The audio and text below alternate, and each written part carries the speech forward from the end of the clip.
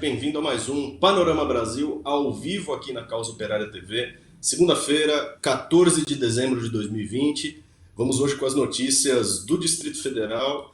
Vamos falar sobre a situação da privatização da Companhia Energética de Brasília e muito mais. Mas antes, aquele recado para você, se você ainda não estiver inscrito no nosso canal, inscreva-se já, junte-se aí às quase 87 mil pessoas que estão inscritas, curtindo e acompanhando a nossa programação. Falando em curtir, deixa a sua curtida nesse vídeo, copie e cole esse link nas suas redes sociais, ajude a Causa Operária TV a chegar mais longe.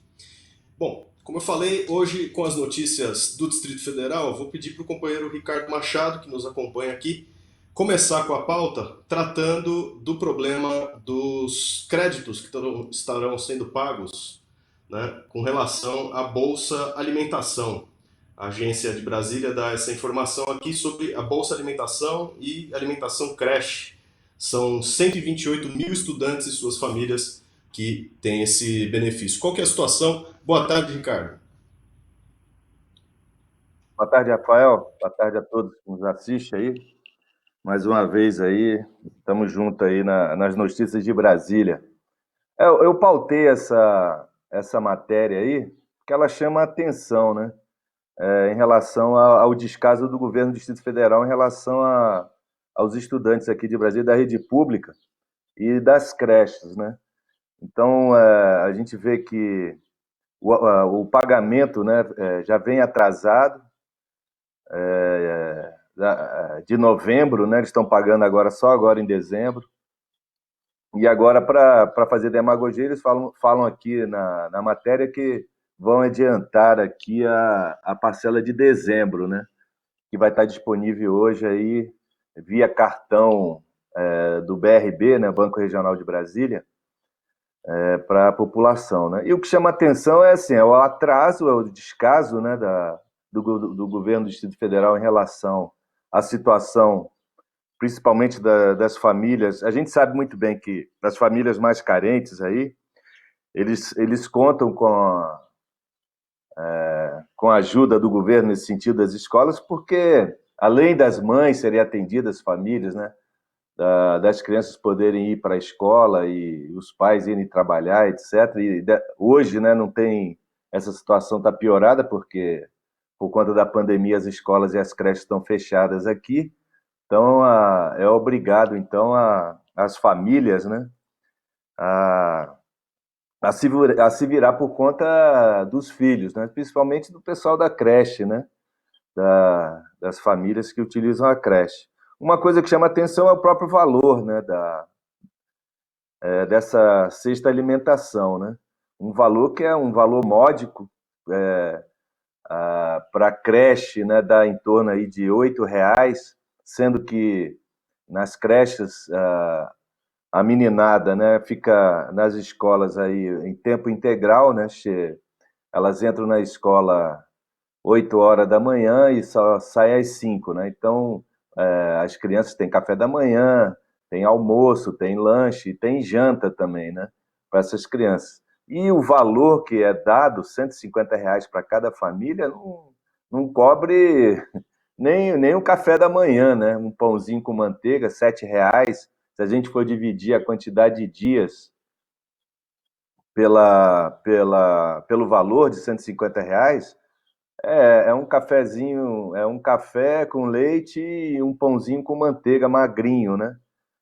E aí, como é que fica o resto da alimentação? Pessoal, o governo nem pensa nisso aí. Enquanto está desviando recursos aí para os grandes capitalistas aqui em Brasília, a, esse benefício, entre aspas, feito pelo governo para a população aqui, que tem o filho nas escolas, na creche, é um verdadeiro absurdo, né? Em se tratando principalmente da população mais pobre que sofre por conta da pandemia, muita gente perdendo o emprego aqui, está desempregada, etc., né? E tem mais esse fardo, né, em cima da população e das famílias aqui de Brasília, né? A gente falou agora na semana passada sobre a questão do desemprego aqui em Brasília, que é muito alto, né? A média aqui de Brasília é maior, inclusive no país inteiro, 20% da população economicamente ativa aqui está desempregada, são aí muitos trabalhadores, são centenas de milhares de trabalhadores que hoje encontram aí desempregados, isso sem falar daquelas pessoas, né, que estão fora da estatística, né, que estão trabalhando aí, já ficou fora da estatística, né, que não contam aquela pessoa que está 1 ano sem procurar emprego, e aquelas pessoas que hoje fazem bico, né, trabalho aí vendendo um produto na rua, etc. e tal, né? Então é um verdadeiro descaso com a população essa situação, e além do valor que é muito baixo, né? Aqui está falando, por exemplo, o pessoal da ensino médio tem R$ 3,98, né, por dia para poder se alimentar. Um negócio que é um verdadeiro absurdo, né? E a gente vê qual é o descaso, né? A gente vai falar agora sobre isso aí, que está na pauta também a questão das privatizações aqui em Brasília, mas é que a gente está vendo assim, estão tirando da população para ficar beneficiando os capitalistas, né? É um verdadeiro absurdo isso aí. Isso aí. Antes da gente falar do problema da privatização, nós vamos dar um destaque para isso no nosso programa, porque assim como está acontecendo em várias outras regiões do país, os governos locais, o governo distrital aqui em Brasília, os governos estaduais estão tentando privatizar, né, passando aí por um processo de continuação da liquidação do patrimônio público. Mas vamos falar mais daqui a pouquinho sobre isso. Antes eu queria que o Copeiro comentasse o caso da senhora Milta de Jesus Oliveira, que, coisa de 2 semanas atrás, foi acusada de estar furtando um supermercado e teve um infarto. Né? Um caso que mostra à medida como as coisas vão se agravando, né? A tensão social se agravando. Eu peço para o companheiro Ricardo explicar, contar essa história para a gente. Vamos lá. Pois é, então, uma idosa, você vê que a questão dos supermercados, segurança do supermercado, ela não está restrita ao Carrefour, né? Como a gente viu aí, a repercussão nacional que houve da morte lá de um negro espancado pela polícia militar que fazia segurança lá no mercado, etc., né? E a gente viu isso também em outros lugares. Isso é uma política sistemática dessas empresas de supermercado, né? E aqui em Brasília, você vê como é que a situação é deplorável essa insegurança, né? Uma senhora de 75 anos, aí tem lá a imprensa mostra uma foto, né, da velhinha, né, foi acusada de roubar um chinelo, né, no supermercado que fica aqui num bairro aqui de Brasília, no Jardim Botânico, que é um bairro até próximo do Lago Sul, aqui em Brasília, que é um bairro nobre, é de classe média, né?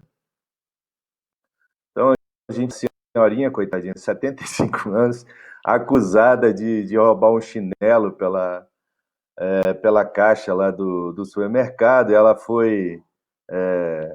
acabou sendo levada aí para a delegacia, etc. E nesse processo todo acabou que a senhora houve um infarto, né? Ficou comprovado que pelas câmeras internas do supermercado que não tinha nada a ver o chinelo, né?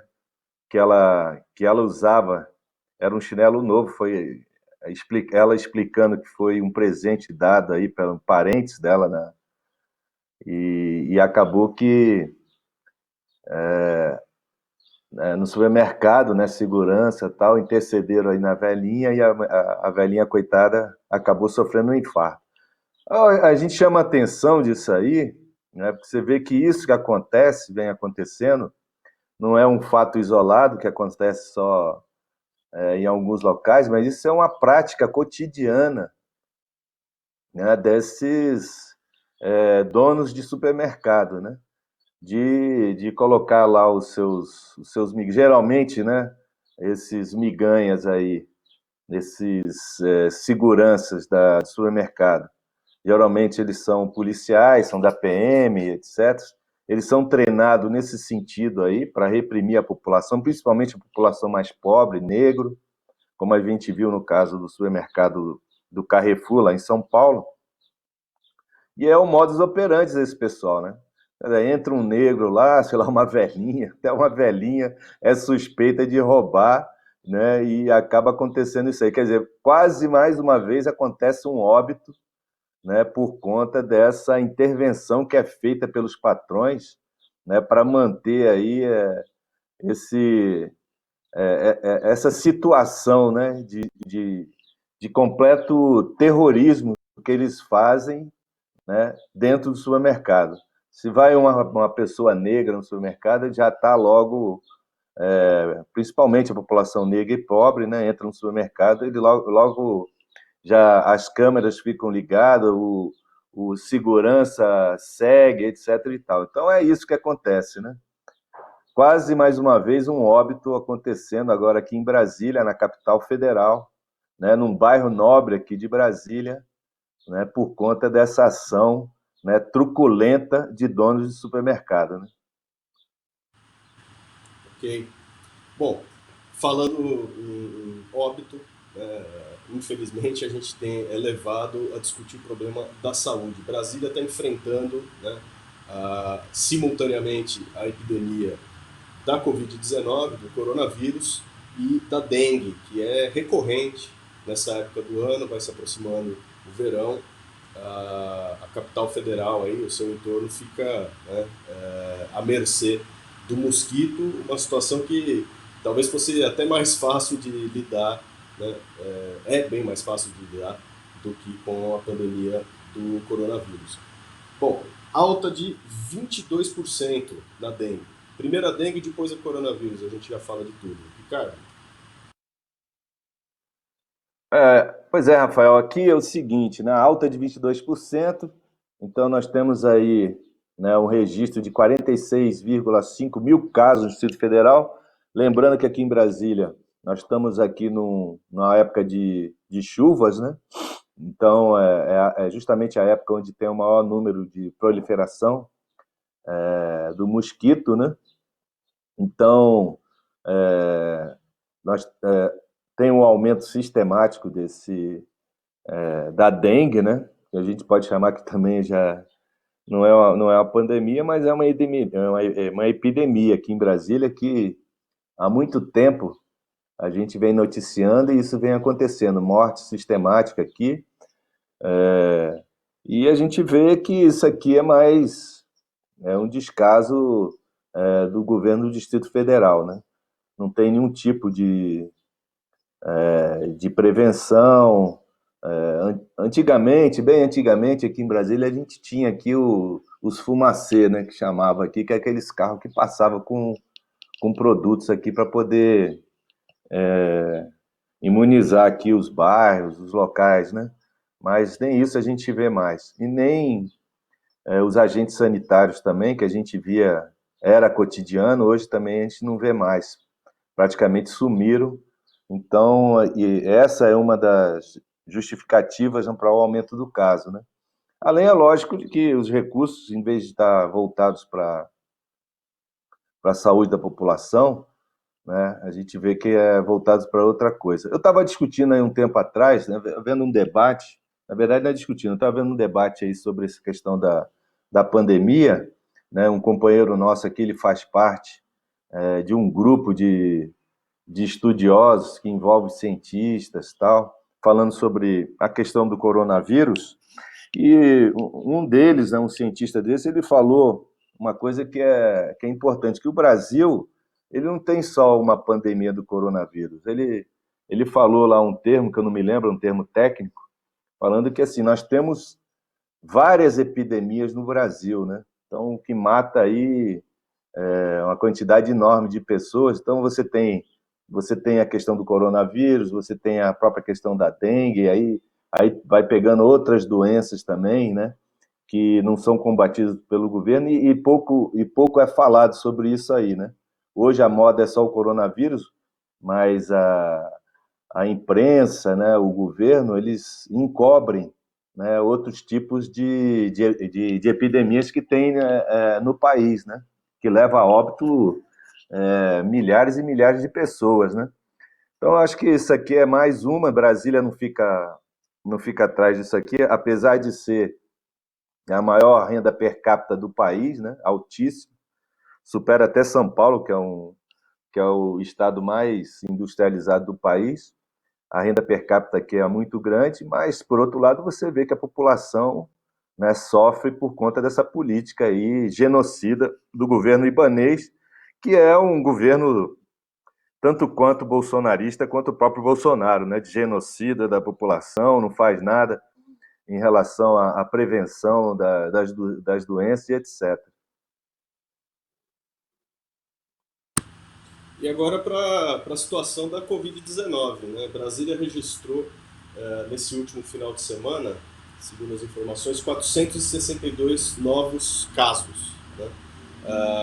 A gente vê que em escala nacional está crescendo uma vez mais, né, o número de infectados e mortos pela pandemia, não só em escala nacional, como a gente vem acompanhando na imprensa do Partido da Causa Operária, que se dá em escala internacional. Né? Disseram aí que era a segunda onda, mas é a primeira que não passou ainda. E a situação em Brasília, Ricardo, é só uma marolinha? Está tudo sob controle? Não, de jeito nenhum. Tem nada sobre controle aqui. Você deu os dados aqui, né? Os dados, eles são agora do dia 13, né? Matérias aqui do dia 13. O Distrito Federal registrou 462 casos novos do Covid-19 nas últimas 24 horas. Então, nós temos aí já um total de 4.066 mortes aqui em Brasília, né? Então, infectados nós temos 239.096 casos. Agora, uma outra coisa, no dia 11, no dia 11, nós tivemos aí 237.945 casos. Isso nas últimas 24 horas, foram registrados 4.051, não, isso no dia 11, a gente falou agora no dia 13. No dia 11, nós tivemos 8 óbitos em Brasília, né, na sexta-feira, foram confirmados na sexta-feira, né, e 831 casos confirmados. E, né, a gente olhando aqui agora os dados de hoje, nós tivemos mais 462 novos casos, com mais 7 óbitos, né? Então, isso a gente sabe que são dados aí que têm subnotificações, né? Que provavelmente é muito mais do que isso, mas você vê que o negócio está muito fora do controle. E, novamente, o que a gente vê, né, que as cidades periféricas aqui no entorno, né, de Brasília são o que sofrem mais, né? Que é o caso da Ceilândia, né, que está batendo recorde aí de contaminação, e logo atrás dela vem Taguatinga e Plano Piloto, né? Taguatinga, ela fica colada na Ceilândia, né? Então, é aquele negócio, deveria somar Ceilândia e Taguatinga, porque praticamente é a mesma região, assim, é uma colada na outra, né? Então você tem a Ceilândia com 28 mil casos e 73, né? E no caso de Taguatinga, 19.579 casos. Então, são quase 40 mil casos aí, só ali naquela região de Taguatinga e Ceilândia, né? Ceilândia aí também que você tem grudada nela Samambaia e Sol Nascente, né? Em torno aí, você colocando Sol Nascente e Ceilândia junto, tem em torno de 500 mil habitantes. Então, o índice lá de contaminação deve ser muito maior do que isso. E aí você falou sobre a questão a nível mundial, né? Então, e nós temos aí, segundo... Aqui no Brasil, por exemplo, são 6.836 casos confirmados. Na Argentina, nós temos 1.482.000, com 40 mil mortes. Colômbia, 1.399.000, 38 mil mortes. México, 1.217.000, com 112 mil mortes. Peru, 979 mil, 36.500 mortes. Então é assim vai, né, cara? Aqui na América Latina a situação tá calamitosa, né? E o Brasil, no mundo nós temos 69 milhões, 873 mil casos, com 1.597.326 mortes, que é um absurdo total. O Brasil ele está em segundo no ranking, só fica abaixo dos Estados Unidos, né? Então o negócio vem escalando, né? E como a gente vem falando aí, a questão da vacina e uma briga política em relação a isso aí, é um verdadeiro absurdo isso acontecendo, enquanto que a população está morrendo aqui, há uma briga política por conta da vacina. Mas Ricardo, é isso, né? Isso é muito grande. deixa eu aproveitar que você mencionou o problema da vacina. A gente sabe que a guerra aí que está se colocando em escala nacional, há uma guerra em escala mundial, né, para ver quem salva o mundo. Mas aqui no Brasil estão preocupados para ver quem vai salvar o Brasil. E aí a luta é entre o governo do fascista Bolsonaro e o governo, né, o governador Bolsodória, ambos aí competindo, né, antecipadamente pela presidência da República, usando a vacina como palanque. O Ibanez entrou na briga, ele também prometeu vacina para o Distrito Federal ou não?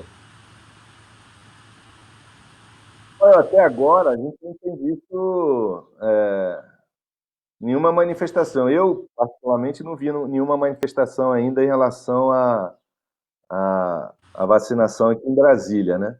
Mas o Ibanez, ele é daquela ala, né? Da alas aí dos políticos cientistas, né? Que a gente vem criticando muito, né? No primeiro momento aqui, logo no início, ele fez conforme foi feito pelo Dória, tal, né? E outros governadores também que fecharam tudo, né? Assim, fazendo aquela demagogia, né? Logo no início, mas logo isso foi desmascarado, né? Ele abriu a economia, etc. e tal, como aconteceu também no país inteiro. Aqui em Brasília está tudo funcionando praticamente normal, e me parece que ele está aí nessa. Eu não vi aí, eu confesso para você que eu não vi nada assim em relação à própria questão da vacina. Não estou vendo na imprensa, nem em lugar nenhum, aqui em Brasília, falando sobre a questão da compra de vacina ainda, não vi isso ainda não.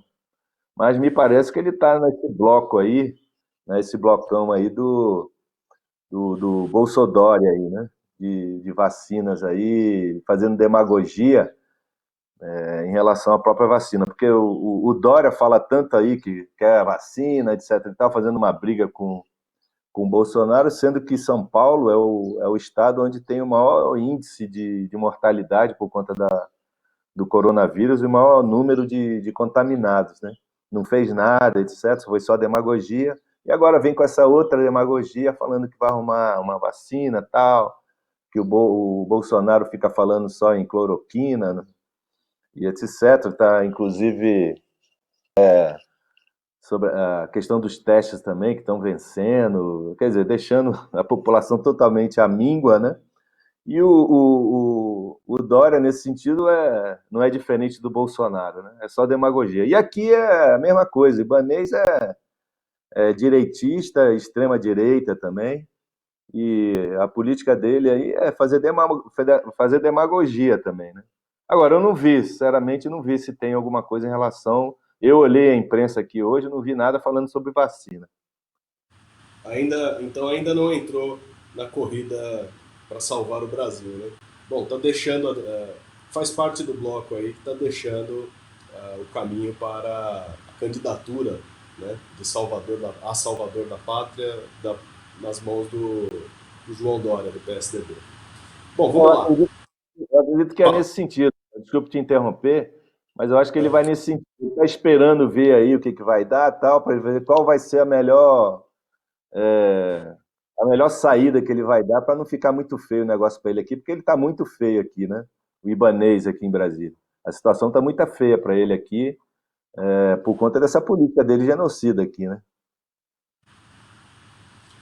Agora, para a notícia local, privatização da Companhia Energética de Brasília, o setor de distribuição já tinha sido encaminhado. Parlamentares tentaram impedir, mas o STJ aparentemente cassou, né, a liminar que tentava interromper o processo de privatização.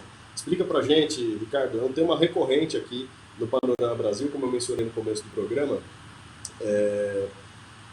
a privatização das estatais, estaduais, né? Então, está correndo solta pelo país afora e Brasília não é diferente. Os parlamentares tentaram, mas vão conseguir alguma coisa? Olha, a gente vem falando isso aqui correntemente, como você falou, a questão das privatizações da SEB aqui, né? Uma coisa que chama atenção é a luta da própria direção do movimento, né, das direções sindicais aqui, da CUT e tal, de colocar a luta exclusivamente no âmbito institucional, né? Então, aí você vê aí, o Ministério Público faz aquilo, aí o STJ faz isso, o Supremo Tribunal Federal fala que vai caçar, etc. e tal. Mas, no real, o que vem acontecendo, assim, a SEB foi privatizada, né? Foi feito o leilão, né? O STJ aí, cassou numa liminar, né, que foi feita pelo pelo um tribunal aqui, uma juíza, né, uma desembargadora aqui, se eu não me engano, em relação ao processo, né, que foi feito fora do que deveria ser feito através de uma lei orgânica aqui de Brasília, que é porque o governo fala assim, o governo de Brasília fala assim, não, porque ele não passou por cima nada porque se trata de uma subsidiária, não é a empresa em geral. Mas só que por conta da própria lei, né, diz que subsidiária também, por conta da questão das porcentagens no caso, o governo tem em relação às subsidiárias, né, ela se encaixa, né, no processo de passagem pela Câmara Legislativa aqui para ver se aprova ou não a privatização, né? Então, mas o fato é o seguinte, né? As instituições, principalmente os tribunais, Supremo Tribunal, câmaras legislativas, eles nunca resolveram problema nenhum da população e nem dos trabalhadores, né? Isso aí a gente vê em vários outros aspectos aconteceram aí nas privatizações, em qualquer coisa que acontece com os trabalhadores.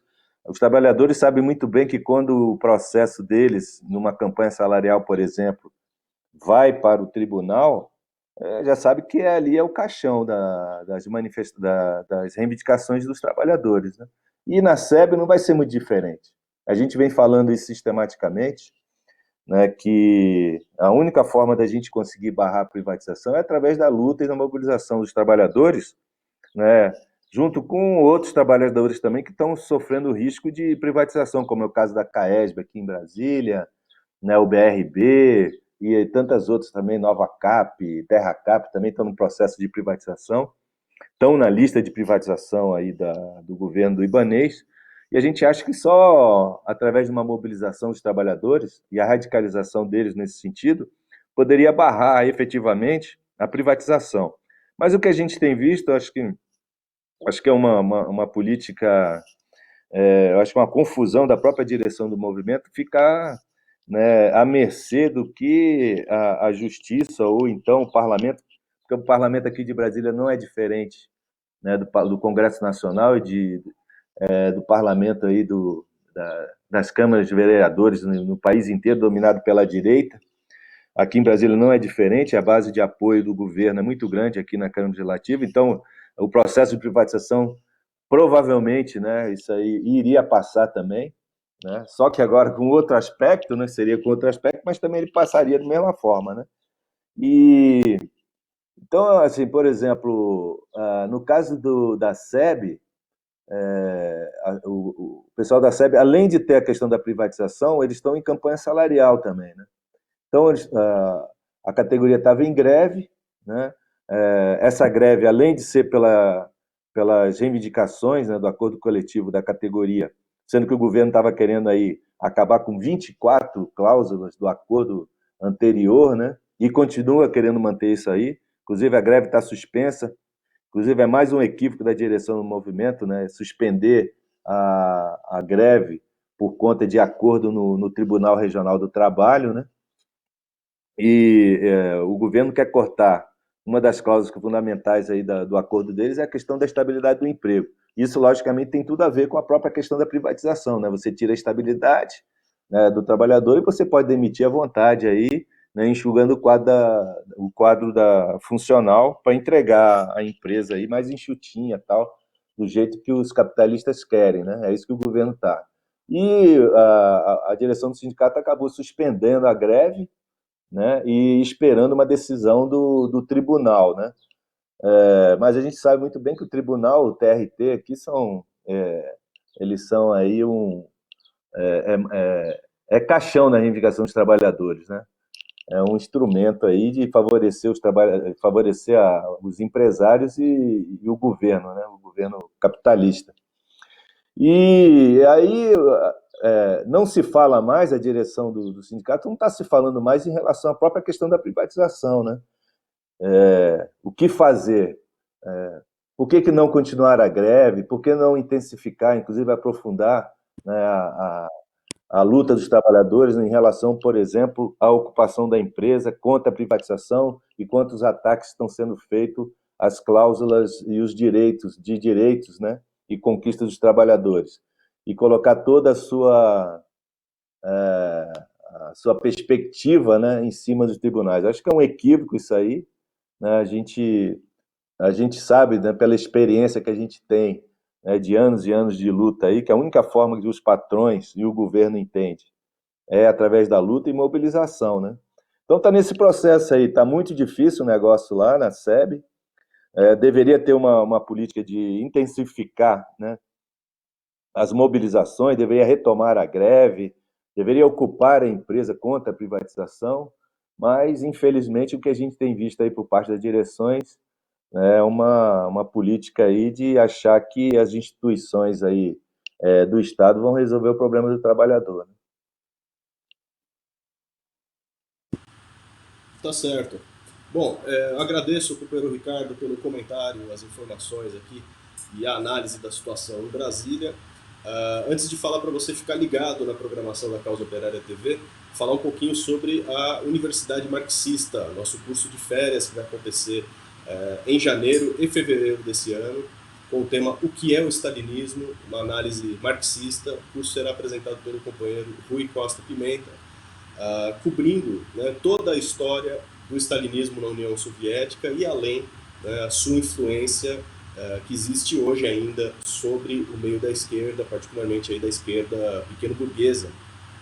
Então, um curso de formação aprofundada, você acessa o nosso site universidademarxista.pco.org.br para se inscrever e participar do curso. Vai ser transmitido online.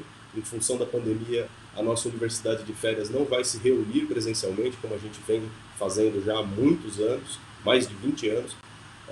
Nós vamos fazer o curso online com inscrições, então o curso será fechado apenas para quem se inscrever, ao custo aí de R$100, um valor simbólico para a contribuição, para a participação no curso, mais de 40 horas de aula, né, num curso concentrado aí que vai ser feito ao longo dos meses de janeiro e fevereiro e retomado já para meados do ano que vem, do ano de 2021.